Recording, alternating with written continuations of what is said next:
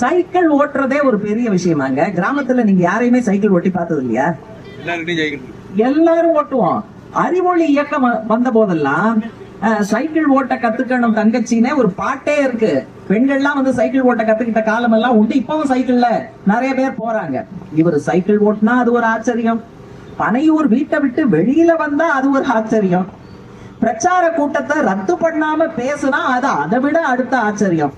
4 கூட்டம் பேசியிருப்பாரு, 8 கூட்டத்தை ரத்து பண்ணியிருப்பாரு.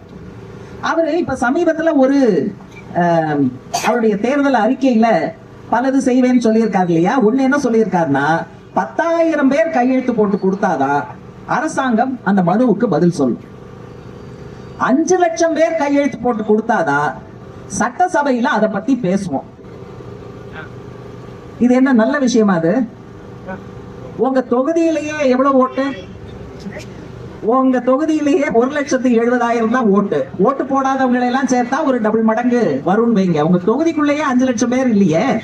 நீங்க 5 லட்சம் பேர் கையெழுத்து போட்டு மனு கொடுத்தாதான் சட்டசபையில விவாதிப்போம்னா நீதி பிரச்சனை என்ன? சட்டசபையில அப்ப எதையும் விவாதிக்க மாட்டீங்க. அதான நிலைமை. ஒரு எம்எல்ஏ எழுந்து கேள்வி கேட்டால் கூட அமைச்சர்கள் பதில் சொல்ல வேண்டும், முதலமைச்சர் பதில் சொல்ல வேண்டும். இன்னைக்கு அதான நடந்துகிட்டு இருக்கு.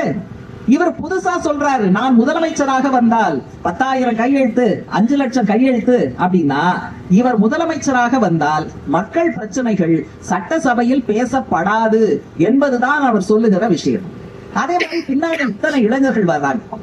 இளைஞர்களுக்கு முன்னால இருக்கிற பெரிய பிரச்சனை என்ன? வேலை.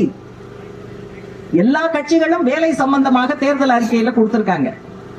விஜய் அவர்கள் என்ன கொடுத்திருக்காரு? ரொம்ப வேடிக்கையா ஒரு விஷயத்தை பார்த்தா ரொம்ப நல்ல பாலிஷ்டா இருக்கு, ஆனா உள்ள படிச்சு பாருங்க.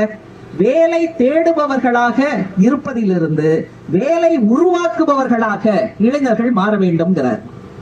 ஜாப் சீக்கர் என்கிற இடத்திலிருந்து ஜாப் கிரியேட்டராக மாறணும். மொத்தத்துல என்ன?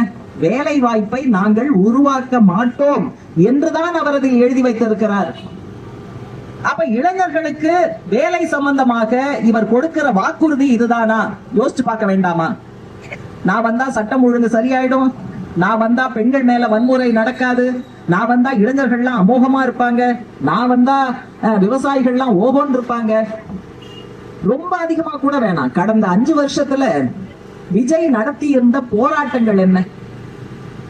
விவசாயிகளுக்கு பிரச்சனை வந்தப்போ, விவசாய தொழிலாளிகளுக்கு பிரச்சனை வந்த போது, பெண்களுக்கு அநீதி நடந்த போது எத்தனை இடத்துக்கு அவர் வந்தாரு? எத்தனை இடத்துக்கு அவங்க கட்சி வந்தது? நியாயம் கிடைக்கிற வரை பாதிக்கப்பட்ட குடும்பத்திற்காக எத்தனை கேஸ்ல அவங்க வந்து போராடி இருப்பார்கள்?